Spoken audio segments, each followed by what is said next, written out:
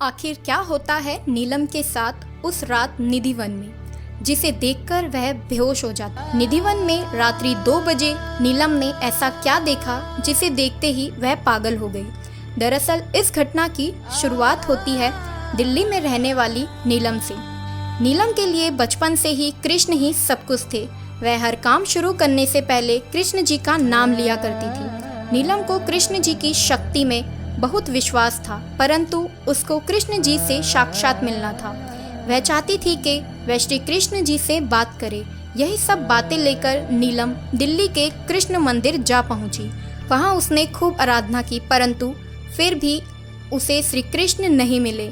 फिर नीलम ने मंदिर के पंडितों से पूछा कि मुझे श्री कृष्ण से मिलना है, वह कहाँ मिलेंगे।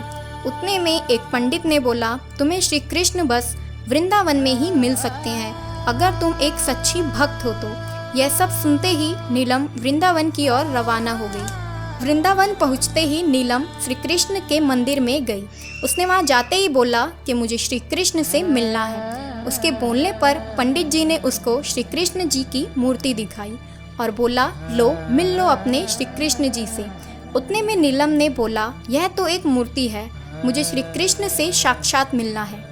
पंडित जी ने नीलम की बात को अनसुना कर दिया।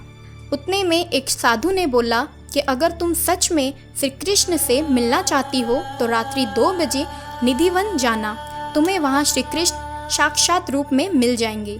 नीलम ने साधु की बात मानी और निधिवन में घुस गई, परंतु रात में रुकना कोई आसान बात नहीं थी।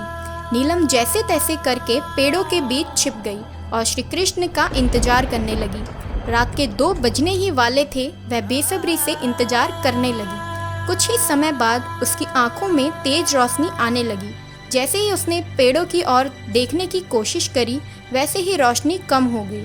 सारे पेड़ उस समय गोपियां बन चुके थे और नीलम को श्री कृष्ण भी दिखने लग गए थे। नीलम को श्री कृष्ण जी की पूरी रासलीला नजर आने लग गई थी। गोपियां संग रास रचाते श्री कृष्ण की पूरी लीला नीलम के सामने थी। वह यह सब देखकर कांप चुकी थी। उसने उसी समय कान्हा जी से बोला कि हे कृष्ण, मुझे अपने कण कण में बसा लो। उतना बोलते ही नीलम बेहोश हो गई। सुबह होते ही गांव वालों ने उसको उठाया, परंतु दुख की बात यह थी कि वह अपना मानसिक संतुलन खो बैठी थी। नीलम के मुंह से बस एक ही बात निकल रही थी, जय श्री कृष्ण। उतने में वहां के लोगों को पता लगा कि नीलम ने रात में श्री कृष्ण जी की लीला देख ली है। उसके बाद नीलम ने उसी निधिवन में श्री कृष्ण जी से शादी कर ली। निधिवन के जंगल में बैठकर वह रोज रात्रि श्री कृष्ण का इंतजार करती थी। तो दोस्तों, आपकी क्या राय है इस बारे में कमेंट बॉक्स में ज़रूर बताएं।